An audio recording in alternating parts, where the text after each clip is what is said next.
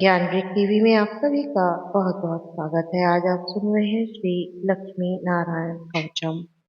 श्री भैरव उवाच अधुना देवै वक्ष्यामि लक्ष्मी नारायणस्य ते कवचं मन्त्रगर्भं च वज्रपञ्जरकाख्यायय।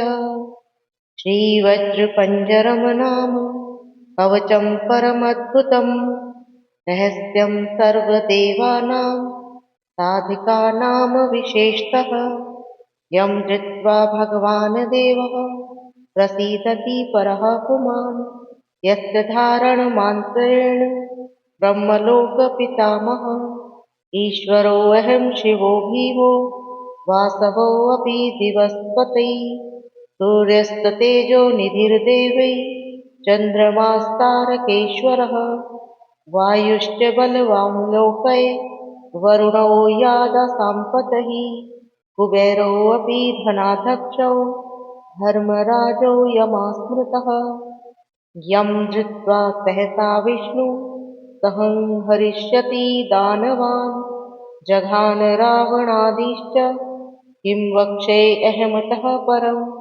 कवचस्यस्य सुभगे कथितोऽयं मुनिः शिवः श्रीष्टपुटः छन्दो देवता च लक्ष्मीनारायणो मतः रमा बीजं परा शक्तिस्तारं कीलकमीश्वरै भागवोऽपवर्गसिद्ध्यर्थं विनियोग इति स्मृतः। सीधे हाथ में जल लेकर विनियोग पढ़कर जल भूमि पर छोड़ दें। अब विनियोग करें और इसमें अपना नाम लें अस्ते की जगह।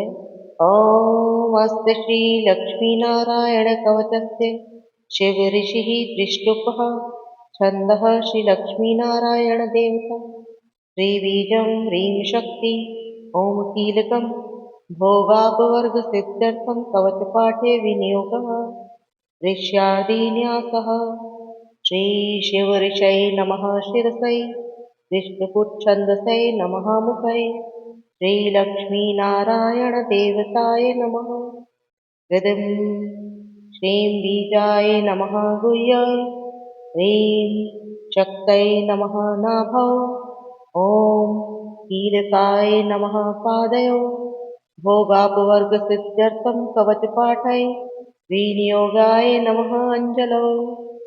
ध्यान लगाएं। पूर्णेन्दुवदनं पीतवसनं कमलासनं लक्ष्म्यार्चितं चतुर्बाहुं लक्ष्मीनारायणं भजे। मानस पूजन कर कवच पाठ करें। ॐ वासुदेवो अवतु मे मस्तकं सशिरोऽहं ह्रीं ललाटं सदा पातु लक्ष्मीविष्णुः समन्ततः असौ नेत्रे अवतालक्ष्मयी गोविन्दो जगतां पतिः ह्रीं नासां सर्वदा पातु लक्ष्मीदामोदरः प्रभु श्रीं मुखं सततं पातु देवो लक्ष्मीत्रिविक्रमः लक्ष्मीकण्ठः सदा पातु देवो लक्ष्मीजनार्दनः नारायणाय बाहुमे पातु लक्ष्मीगदाग्रजः नमः पार्श्वरौ सदा पातु लक्ष्मीनन्देकः नन्दनः आई पातु वक्षौ ॐ लक्ष्मीत्रिपुरेश्वरः ॐ ॐ ह्रीं ह्रीं पातौ कुक्षिं ह्रीं लक्ष्मीगरुडध्वजः ह्रीं ह्रीं ऐं ऐं पातु पृष्ठं हसः लक्ष्मीनृसिंहः ॐ ॐ अं अः पातु नाभिं ह्रीं लक्ष्मीविष्टरश्वरः खं खं गङ्घं गुदं पातौ श्रीलक्ष्मीकैटभान्तकः छं छं झं झं पातु शिंशणः लक्ष्मी लक्ष्मीश्वर प्रभु ठन् ठन् धन् धन् कटिं पातौ नारायणाय नायकः धन् धन् धन् धन् पातु चौरौ नमो लक्ष्मी जगत्पतिः। फं फं बं भं पातु जानौ। ॐ ह्रीं लक्ष्मी चतुर्भुजः। यं रं वं लं पातु जङ्घै। हसौ लक्ष्मी गदाधरः। शं सं संभं पातु गुल्फौ। ह्रीं श्रीं लक्ष्मी रथाङ्गभृतः। ह्रीं श्रीं पादौ सदा पातौ। मूलं लक्ष्मी सहस्रपातः। अं अं अं नं मं मे पातौ। लक्ष्मीशः सकलं वपुः। इन्द्रौ मां पूर्वतः पातौ। वह्निर्वह्नौ सदावतौ। यमो मां दक्षिणे पातौ। नैऋत्यामनित्यरक्षं च मामः। वरुणः पश्चिमे अव्याममानः। वायमेववतु मां मरुतः। उत्तरे धरदः पायदेशान्यं माशीश्वरोऽवतु। वज्रशक्तिदण्डखड्ग पाशयष्टिभञ्जाकृता। सशूलः सर्वदा पान्तु दिगिशः परमार्थदा। अनन्तः पार्थवधौ नित्यमूर्धवै ब्रह्मवता च माम्। दशः दिक्षु सदा पातौ लक्ष्मीनारायणं प्रभु। प्रभाते पातु मां विष्णु। मध्याह्ने वासुदेवकः। रामदरोऽवतात सायं निषादौ नरसिंहः। सङ्कर्षणौ अर्धरात्रे अव्यातप्रभाते अव्यातत्रिविक्रमः। अनिरुद्धः सर्वकालं विश्वक्सेनश्च सर्वतः। रणे राजकुले धृते विवादे शत्रुसङ्कटे। ॐ ह्रीं ह्सौः श्रीं श्रीं ह्रीं मूलं लक्ष्मीनारायणौ तु। ॐ ॐ ॐ रणराजचोरः रिपुतः पायाच्च मां केशवः। ह्रीं ह्रीं ह्रीं हः हसौ हः हसौ वह्नेरितान् माधवः। ह्रीं ह्रीं ह्रीं जलः पर्वताग्रभयत्रः पादयन्तौ विभुः। श्रीं श्रीं शशलालं प्रतिदिनं लक्ष्मीमाधवः पातु माम्।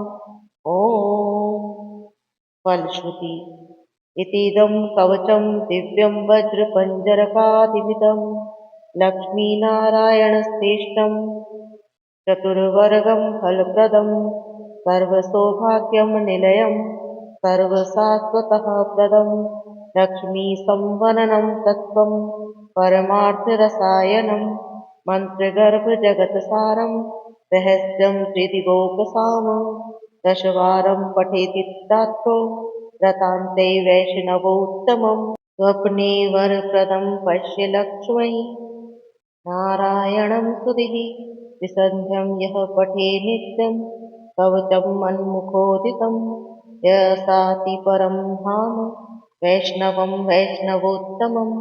महाचीनपदस्थोऽपि यः पठेदात्मचिन्तकः आनन्दपूरितः तूर्णं लभेद मोक्षं स साधकः। गन्धाष्टकेन विलिखेद्भ्रुवौ भुजैः जपन्मुन्महः। पीतः सूत्रेण संवेष्टय सौवर्णेनाथ वेष्टयेत्। धारयेत् गुटिकां मूर्धनि लक्ष्मीनारायणं स्मरणम्।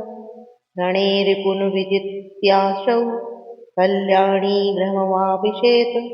वन्ध्यवा काकवन्ध्यवा मृतवत्सा च याङ्गना। तावग्नियात् कण्ठदेशे लभेते पुत्रास्ति आयुषः। गुरुपदेशौ धृत्वा गुरुं ध्यात्वा मनुं जपन् वर्णलक्षपुरश्चर्य फलं प्राप्नोति साधकः। बहुनुक्तेन किं देवि कवचायस्य पार्वत्यै। विनानेन सिद्धि स्यादमात्रस्य स्यास्य महेश्वरै। सर्वागं रहस्यं माढ्यं तत्त्वात् तत्त्वं परात् परम्। अभक्त्याय न दातव्यं कुचलयाय दुरात्मने। दीक्षिताय कुलीनाय स्वशिष्याय महात्मने। महाचीनपदस्थाय दातव्यं कवचोत्तमम्।